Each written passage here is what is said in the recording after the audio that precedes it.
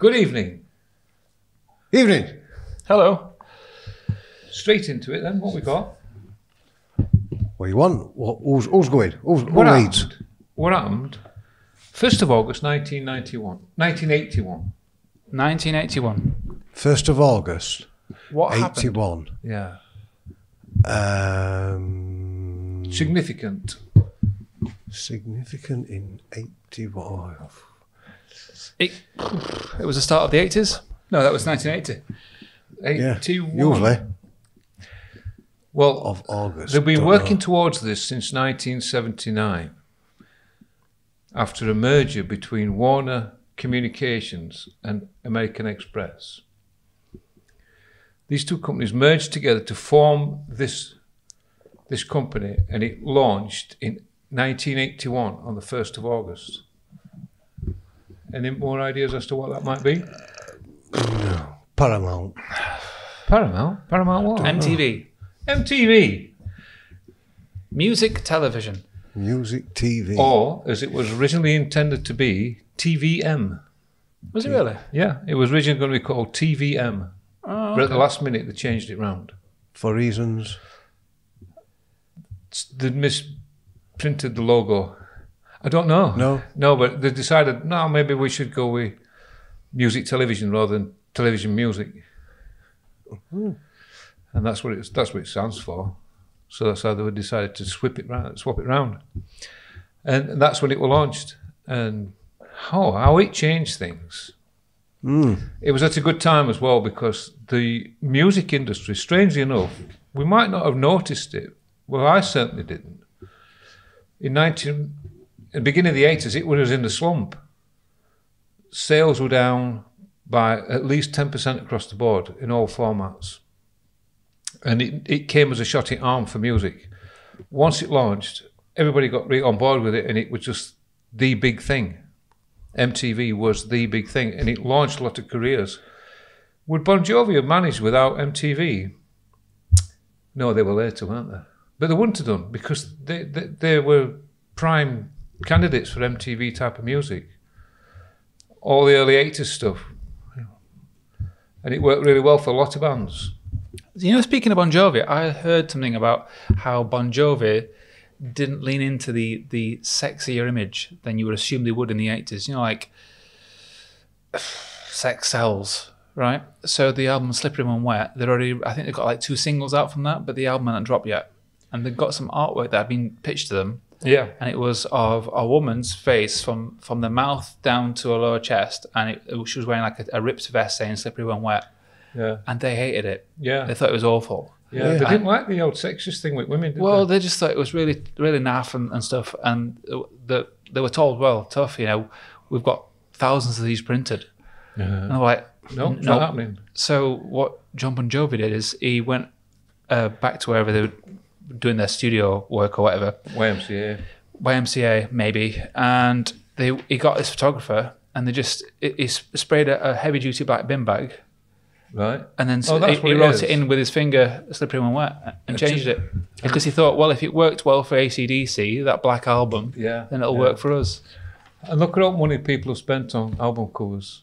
Oh, yeah. Hypnosis and that. They weren't Who cheap. did stuff for Pink Floyd. Yeah, they wasn't cheap. They did the Prism. Yeah. Well, they did. It wasn't cheap. Because they did a lot of stuff for a lot of people. 10cc. Oh, loads of bands. That was at the 80s as well, though. So when they were just throwing money at things. Yeah. So just to spray on a bin bag. Yeah. Yeah. Why not? Why would they be the experts at making something? Yeah, they are good. They are creative and they are imaginative. There's no doubt about that. But everybody knows that Slippery When Wet covers, don't they? Yeah. I think It was a decent album, though, really, wasn't it? Oh, it's a very good album. Not a bad album. Probably their best album. Yeah. Yeah, probably is. Leave your comments below. And if you're leaving a comment, like and subscribe. Yeah, don't forget to do that. What's your favourite Bon Jovi album? Jovi. Yeah, he's not Ticket Mickey, that's his name. Bon Jovi. Bon Jovi. Yeah. But I thought it was late 80s, me. When I was reading this article about MTV, I got it in my head that it were like 86. Yeah. I didn't think it was that early. 81. August 81. I didn't think it was that early. No, I wouldn't have thought that early. No. But, you know, time flies when you're having fun, doesn't it? But apparently on Billboard's his new album's #1, isn't it? Is it really? Bon Jovi's, yeah. Yeah? Yeah. Oh, well. Yeah, it's gone to #1. Just goes to show you, doesn't it? It is actually. No, it's not a bad album. I've had a listen to it. I've not listened to it, and, to be fair. And it's all right, actually. It's old Bon Jovi. Yeah, he's old now. Is that the name of the album? Yeah, it's old Bon Jovi. Yeah, it's like gone back with, you know, past his previous albums, probably right back to Slippery When Wet. I think he's gone back to like old Bon Jovi, what he was when he first come out. It's amazing there's a lot of tracks on there that have got a resemblance to old stuff, to hits that he's already had. It's amazing, isn't it, how that is still selling then, isn't it? Yeah. Because we're in a totally different style, feel, what things are taken for granted or accepted these days, and what we're sort of shied away from these days that you couldn't get away with, you can't get away with. You know, but that, is it just the it's nostalgia for old Bon Jovi fans that's buying it, or is it like they found a new market? I don't know. I don't know what it is, but... Or is it nostalgia for the band? You know, sometimes people go creatively in one direction, then at some point in their career, they find themselves harking back to a nostalgic youth, you know? Yeah, I get that. But it's the audience. Does the audience keep up with them? Have they created a new audience, or is it just the audience that's followed them on that arc? When I listened to it, I wanted to get them to #1 again. It's a big feat these days. Yeah, I wanted to research it, and I actually forgot. I don't know why, but I just didn't do it. I wanted to know if Sambora's on. Richie Sambora, if he's guitarist. No, he's not. They've done then. They've parted ways now, haven't they? Yeah, I didn't know if he'd come back. You know, for. I don't think so. No, I don't think so. I just wondered what guitarist was. They've made a doc, haven't they? They made a documentary, though, aren't they? Yeah, explaining why he's got a bad throat and stuff like that. Yeah, and he says on there that we were supposed to go back into rehearsals for a new tour, and he just didn't turn up. And that he's never been back since. But Richard Sambora says that that's John Bon Jovi's interpretation of events. There's three versions. There's three. Well, there's two stories. No, there's three. There's two. There's Sambora's, there's Bon Jovi's, and somewhere in the middle. The truth. There's the third one, which is usually truth. The truth. Yeah, it's a mixture of the two. Yeah, yeah. Speaking of the 80s, we're all familiar with the track Billie Jean. Yeah. Yeah. Jacko. Billie Jean. Yeah. There was 91 mixes of that track. Shut up. They did 91 mixes. But which mix did they choose? First one. Are you saying #1? Usually, isn't it? I'm going to go with 69. You want us to set the first one. You mean it's 99th mix? Well, they did 91, so it'd be difficult. 69. 69. Any particular reason, Wayne? No. Just something that popped into my head. #2. Number two. All that. So it's like they had to go that far to realise they actually needed to stay quite close to the truth of how it started. And you find that with a lot of people, like Jose says that when he's recording tracks, he records them on his phone, he makes a little demo, and he finds it very difficult to build upon that in the studio. And half the time he really wants to bring it back to how it sounded as a demo. There's been a lot of talk about that with the Nebraska, with Bruce Springsteen. That's current at the moment. Nebraska? Yeah. No, go on. Oh, right. Because I think I mentioned this before on one podcast, that he had a 4-track and he demoed these songs that he'd got, that he'd been working on acoustic on a little 4-track. It was one of the new 4-tracks that had come out at the time. So it was like cutting edge at the time, but it's just like a basic 4-track. Yeah. You can do more on your phone. You probably won't go out and buy one these days because it's just 4-track. And he just acoustic in his house or wherever he were, and he put these songs together.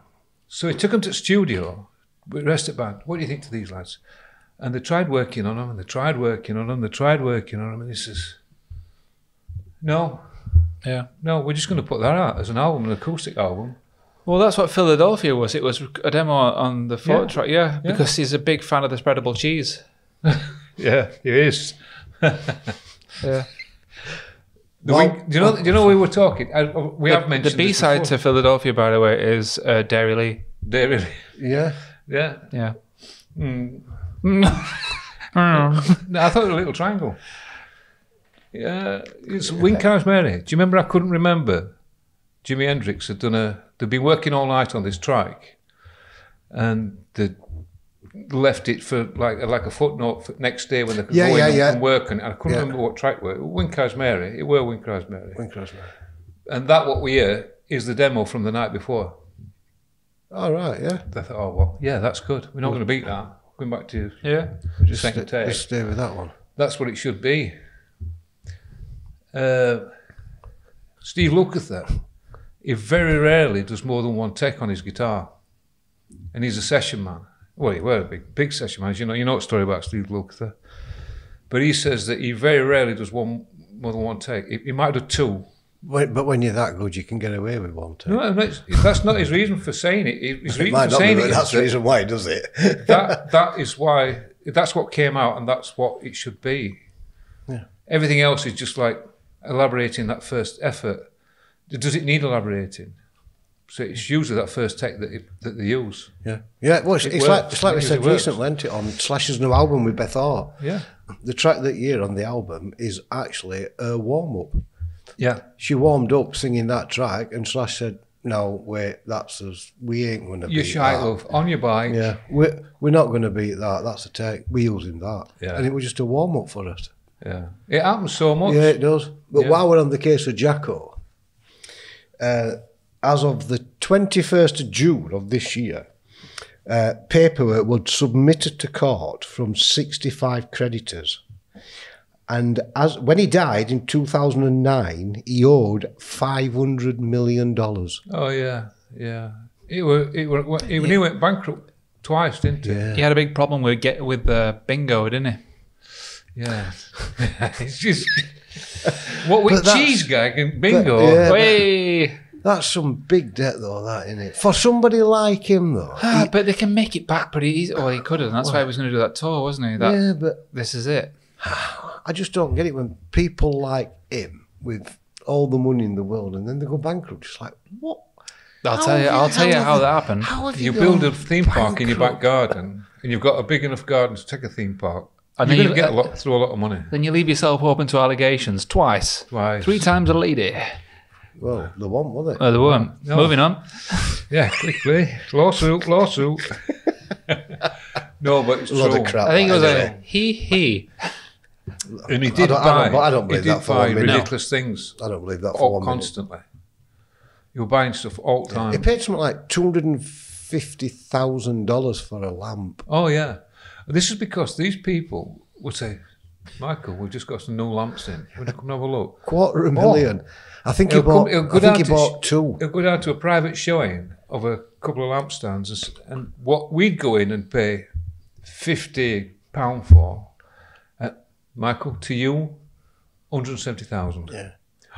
Really? He used to shop after midnight, didn't he?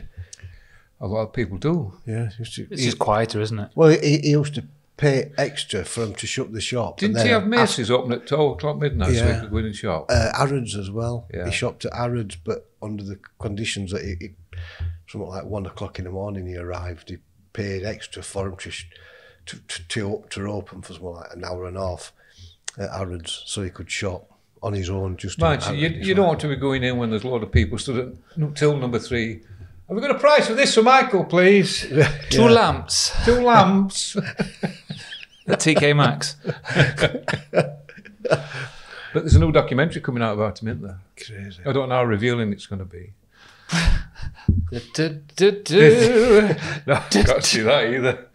No, because it deals with, as far as I'm aware, I think it deals with like the autopsy and things like that. Oh, why do we need to know that? No, we don't need to know all that. Well, I don't think they're actually showing you, doing the autopsy. I think just leave him alone. Yeah, but the autopsy report, there's a track there somewhere, isn't there? about he was covered in abrasions and scars and things like that. His legs were apparently like wood.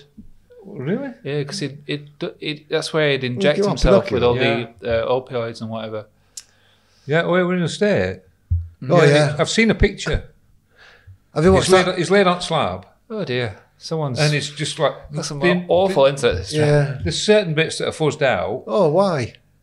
Well, they didn't want to see it. They didn't want to see his nipples. I wonder why. You know, but he's got like abrasions all over him. Yeah. Right, terrible. Yeah.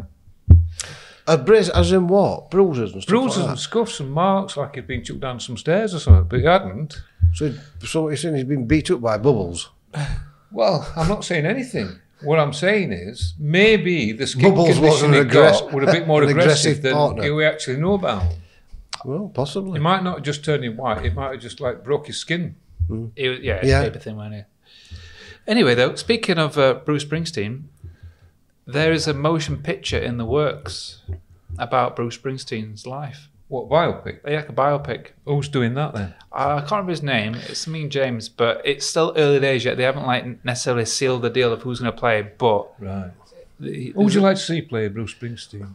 ooh, They all seem to be jumping on this, aren't they? Isn't it a big thing at the minute? Philip Schofield. Philip. I think yeah. Why not? I don't know. Michael Barrymore, because he looks like him.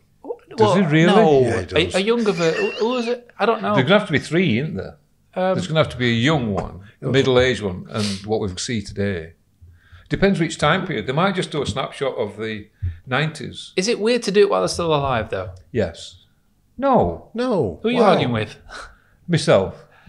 Yeah. No, it's no, not. I don't think it No, is. do it now. Don't wait while they're dead. Right. They might want to watch it. I suppose. Yeah. But then, like we just said, there's their events, there's someone else's events, and then there's a truth in between. Oh, it'll not be true. No. It's like the Bohemian Rhapsody one. It's They pick set- that particular time frame Yeah.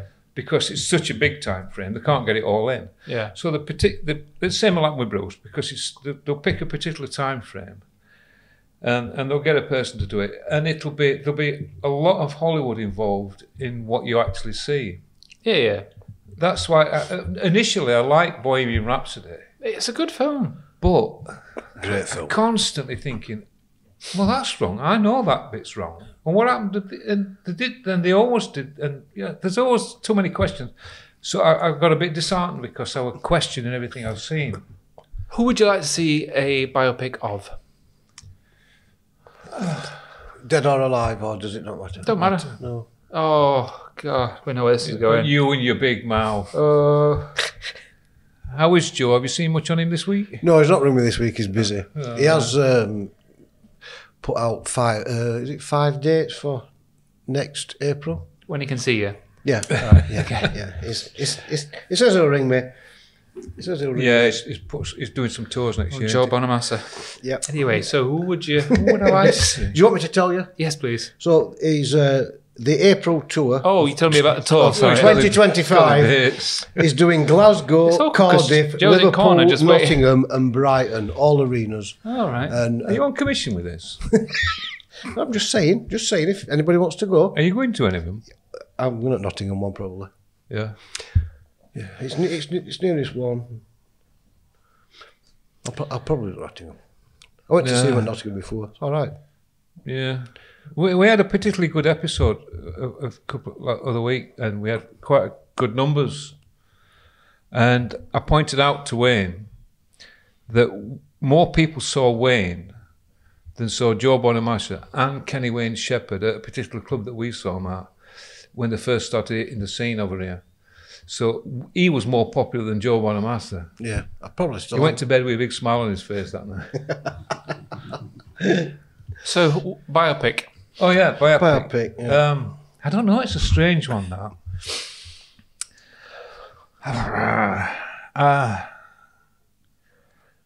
I'd like to say Phil Lynott, but it ends badly. Yeah, but that makes for a good film. It does, doesn't it? Death always helps a Yeah, a story. bit of drama. You need a bit of spice in Yeah, it. well, Like it Keith was Richards, a that'd be character. a It was film, a wouldn't character. it? There's got to be one coming up with Lemmy, aren't there? I don't know who's going to play him, but Oh, I've got some news on Lemmy. go on then. I tell you an interesting one. Bon, Let's go some Bon numbers. Scott. That'd be an interesting one. That'd be an That'd be a interesting good one. one. A film about the There rumours. will be one, Wayne. There will be A one. film encapsulating the rumours era. Rick Ashley. Never going to give you up. And then he does. Awkward. Awkward years. So Sharon Osbourne is working on a project. Right. And it's a cartoon featuring Ozzy and Lemmy as superheroes. Oh, shut up. Like a weird sort of like rock superheroes that run around and doing stuff. I don't know, but they're animated. Yeah. Let's milk the tits dry. Yeah. Come on, She is. She seriously is, because the man is not a well man. He can barely walk. And what is she organising now? A reunion of Black Sabbath to play at West Bromwich Albion football stadium. Yeah, he can't do it though, can he? A wave goodbye to all my fans. I've never done it right yet, so I want to do it. Yeah. Has he cancelled it? Well, has he sort of withdrawn on it? Yeah, and I've got actually.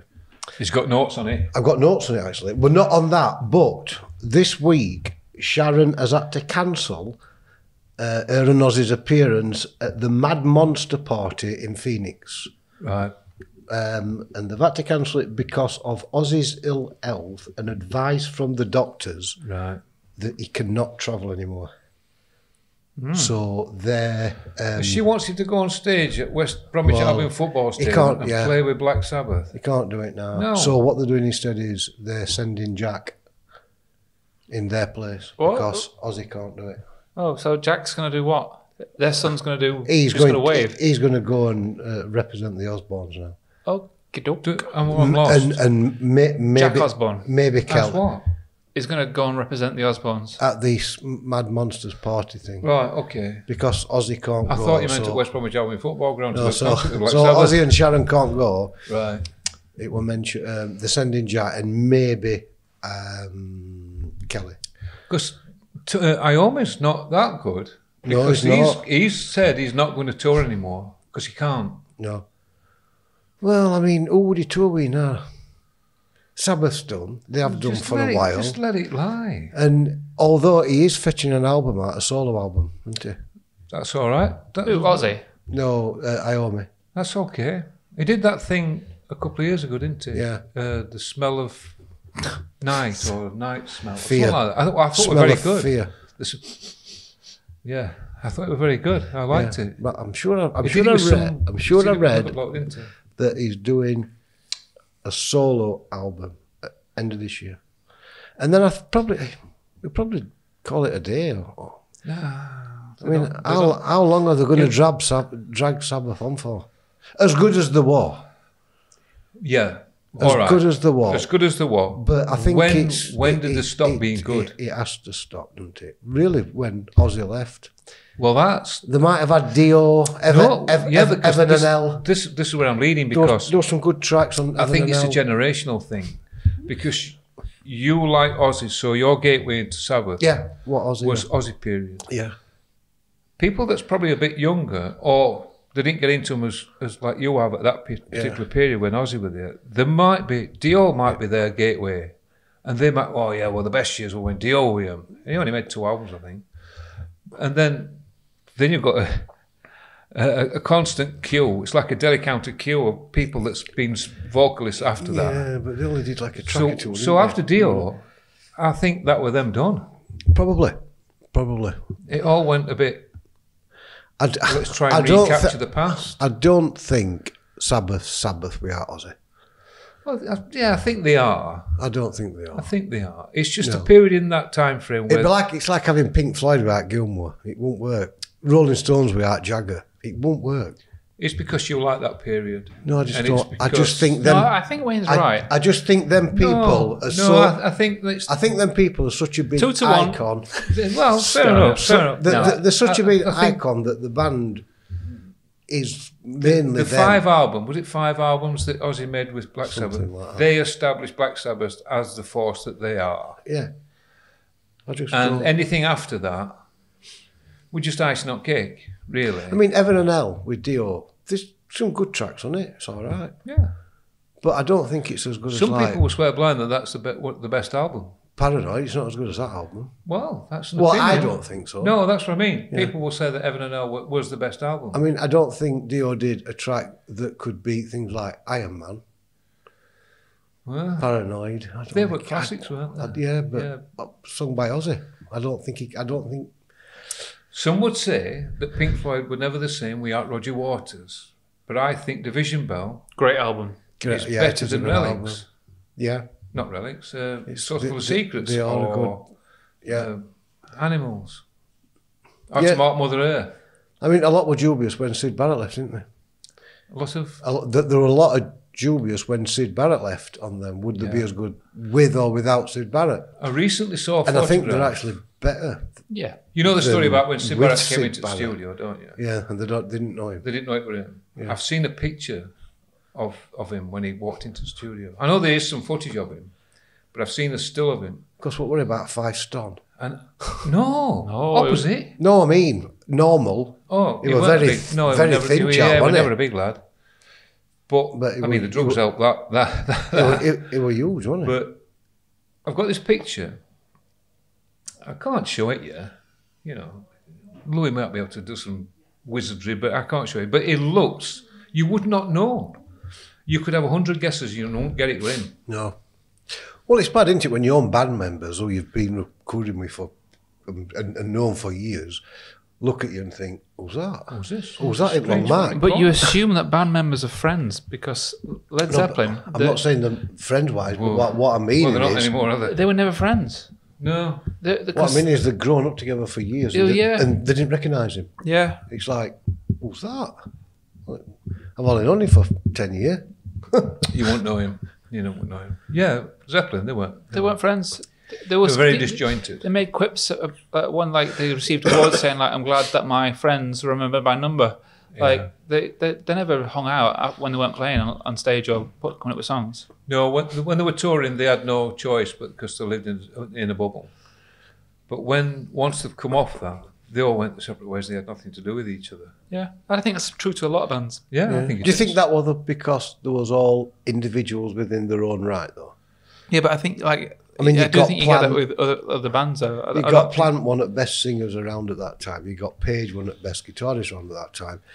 You got Bono on drums, probably one of the best drummers ever. So they were all very high profiled within themselves, not within the band. But maybe the key bit is when you get And do you like think that was 4 individuals that come together from different aspects to create something, rather than being 4 intertwined people. Which made it even worse because the band was formed around Jimmy Page.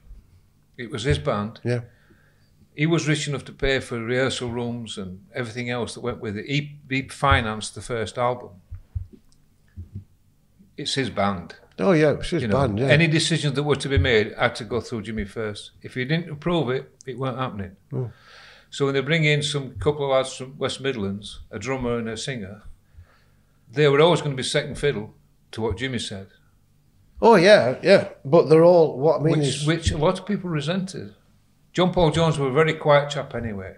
He left a couple of times. He went on sabbatical front band once because he got offered a job as a choir master at Winchester Cathedral. And he was all right, I've had enough of this. I'm going to go and be this choir master. This is what I want to do. So it's all right, you take a couple of months off. They were just about to start a tour. Oh, don't forget Plant was going to be a teacher as well. You were going to be a teacher, yeah. They weren't going to start a tour. They were going to go into the studio at Headley Grange and record an album. It were all sorted. And he says, no, I can't do this. I want to leave. I'm off. I'm going to have a think about doing this job at Winchester Cathedral, being a choir master. Just think about what you want to do. Just don't make any harsh decisions. And off he went for a couple of months and had a good think about it. As it turned out, he came back and he joined the band. And rejoined the band, should I say. But he weren't a happy man. He was always in the background. He would never got up there like the other 3 did. Bono, end of it, Bonzo rather, he was drunk most of the time, so he didn't care. So there was all this conflict between Page and Plant because even though they made solo albums, they made albums with each other later on, because he was the front of the band and sent to be, and the press always go to the front of the band, don't they? Yeah. They always go to the singer, don't they? yeah. Well, it's like the highlight. Isn't Page it? didn't like that. This is my band. So when press went to Page, Plant it like it because he got no say in anything that went on it band. So there was that conflict that you were on about. Keith Richards described Jimmy Page. Now, Keith Richards isn't necessarily a big fan of Jimmy Page. I was talking to somebody about this today, actually. Well, Keith, were it? It was Mick. And I was saying, like, Jimmy Page is great, but the most disappointing thing about Jimmy Page, which I think I've mentioned on him before, is his voice. It's very weak and shy. Oh, yeah, it is. Yeah. It's a bit disappointing from these like thunder riffs that you get. And Keith Richards in an interview goes, well, Jimmy Page, shy boy. Shy boy. Shy boy. Yeah. He can be very distant. In the same room with his own people. That'll be the drugs. Well, yeah, it didn't help, did it? It didn't help. Yeah. So what did they do? Going back to that little bit I was telling you, what did they do when Edley Granger's booked? They decided not to go in there and record because he'd gone on sabbatical. So what did they do? Grant, ever the manager, weren't going to waste that money. He put Bad Company in there. The first signing to Swan Song Records. Put Bad Company in and they recorded Bad Company, Bad Company. Oh, right. So good, they named him twice. Yeah, and they used Ronnie Lane's mobile studio, not the Stones' mobile studio, because it's cheaper. It was cheaper. Right. Yeah. And look how good that turned out to be. They did all right, didn't they? They did all right, yeah. Great band, them. Yeah. I didn't know about Paul Rodgers. He's lost his voice for 3 years. Really? Yeah, 2019 or 2018. He's had about 11 strokes. 11 strokes? Yeah. Some minor ones, obviously. So, 11's a lot. That's a hell of a lot. Yeah, but he's had 2 major ones, and he lost the power of speech for about 3 years. Is he all right now? Oh. Do it again. Do it again. Oh. You're good. Thank you. You're good. He's all right now. Good. Yeah. I guess he's been in that wishing well, hasn't he? Yeah. Yeah. Oh, well, anyway. Yeah, no. But he's singing as good as ever, like he did on Slash's album. Yeah. So he's obviously got over that little unfortunate problem. But Peter Grant, the manager of Led Zeppelin, he's met some creatures in his time. Some really difficult people to work with. Some very difficult people to work with. Wayne? No. I'm pointing at Wayne, but he could be. So really difficult people to work with. He drove for one of them. Some creatures. Yeah, Don Arden, he did, yeah. But some of the artists have been really difficult to work with. But he said in an interview that the most difficult person he's ever had to work with was Paul Rodgers. Dum, dum, dum. Really? Yeah, you wouldn't think that, would you? No. When I read it, I thought, I don't know, he's got a bit of an arrogant goatee, hasn't he? yeah. Well, no, I thought, I don't know whether I'm disappointed or annoyed. I think I'm more disappointed because I had him made out to be a really nice fella. Yeah, I would have thought so. Very easygoing, very... Yeah, all right. Is that why Queen stopped touring with him? not. That'll do. Apparently not, because he fancied himself as a boxer and he used to throw his hands about a lot. Really? Yeah. And he's somewhat like a black belt at karate as well. Or is he just a man with a lot of talk? I think he's a short man with an aggressive streak. All right. But, I've never met him. He's never crossed me. That's good fortune in his part. I'd have walked away. Feel the back of my hand, my boy. So the back of my head, I'm away. Yeah, the most awkwardest person that he ever worked with was Paul Rodgers.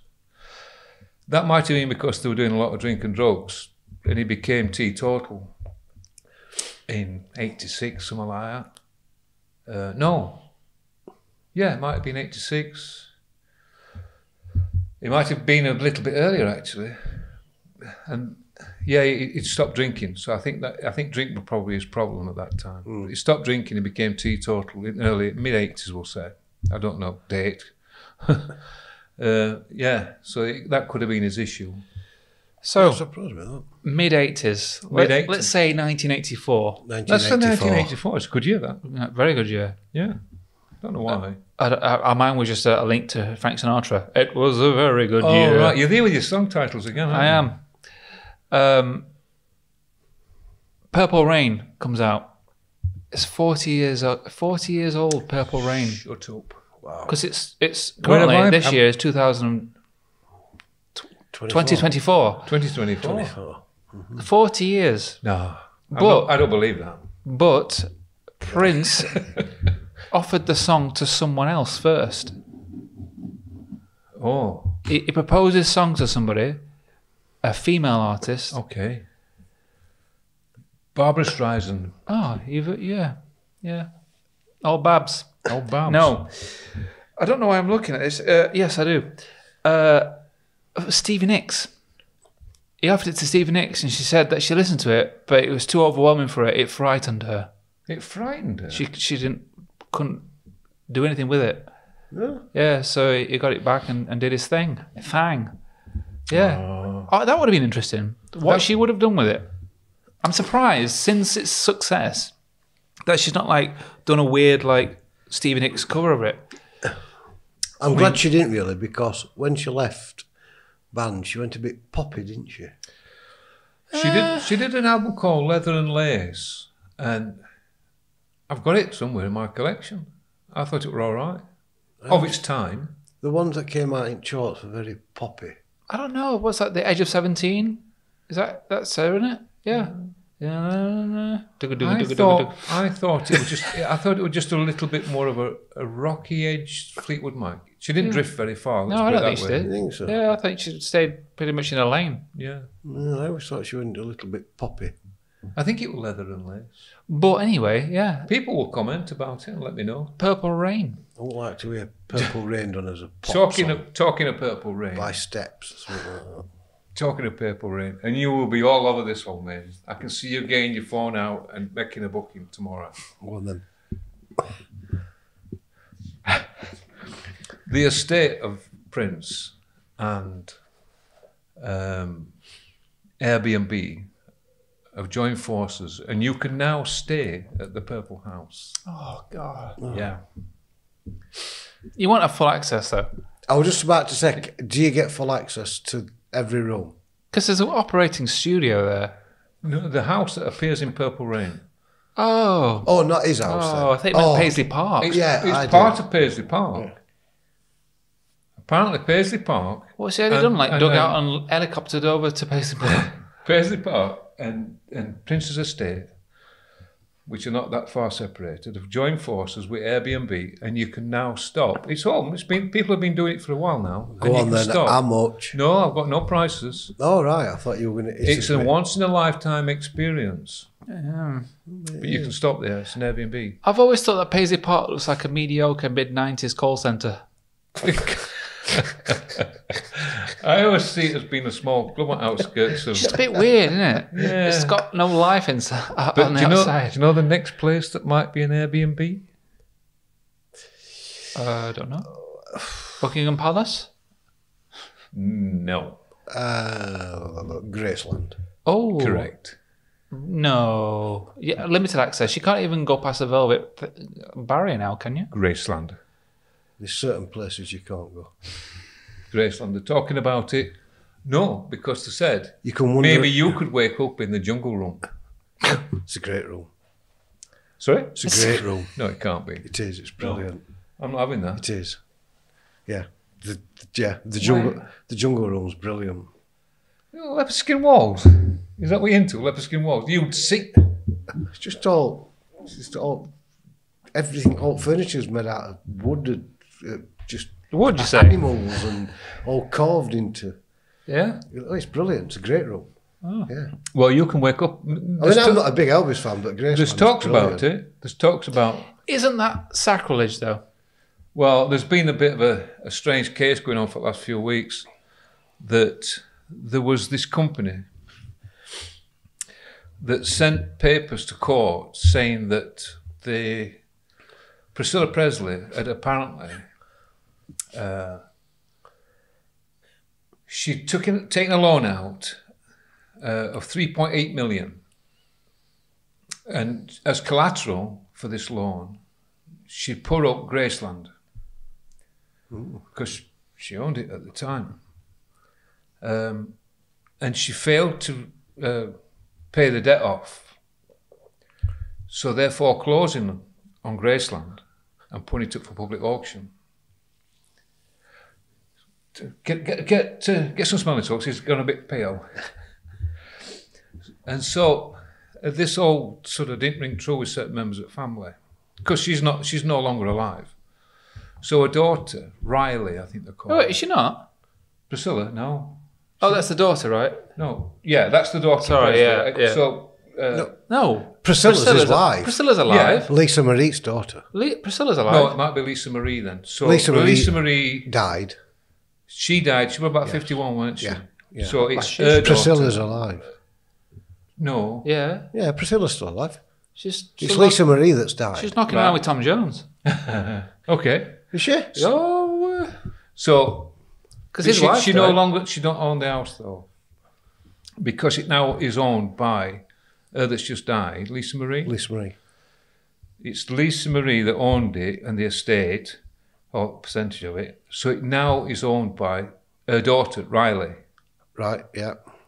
Well, a percentage of it, not fully owned. They never own No. anything. No. So she says, this is not true. My mother didn't need a loan, especially not 3.8 million. I would have thought so. So she looked into it and found out that the guarantor for this debt had supposedly signed, or the signatory, or whatever they call them, she checked it, she never signed it. So she filed cases against the people who were trying to sue them for this money. And it turns out this judge, I'm winging this because it's all in my head. Sorry, it's all in my head. The judge in Tennessee says, we're going to put a stop to this because there's a lot of fraud going on here somewhere. Can I have that with an accent, please? We're going to have to stop this because there's some fraud going on. Very good. Very good. Very, very Gary Oldman. Thank you. Gary Oldman? Yeah. No, because they couldn't prove that these papers were true. So... And they couldn't find this company. They couldn't find any officers for this company or anything. So it all seems a bit suspect. Ooh. It's later been discovered that this company doesn't exist. And, well, it might not. It might have existed, but what they've suddenly turned around and said is, we're going to drop all claim to this property. We're going to drop all legal claims. It's a scam. They've tried scamming. Wow. And so rather than get found out and get chased after, they try to back away really quick. Mm. How successful that'll be, I don't know. But they try to defraud. It looks like what they've done is they've fraudulently manufactured all these documents, sent him into court saying that she owes all this money, put it house up for sale. And we're going to be done last Thursday, this sale. But the judge in Tennessee says, no, you can't. I've done that once. I mean, the amount of people that go to Graceland, I wouldn't have thought she'd be skinned. Well, how much does she get from that? Well, I'm trying to remember what it cost us. And I can't remember.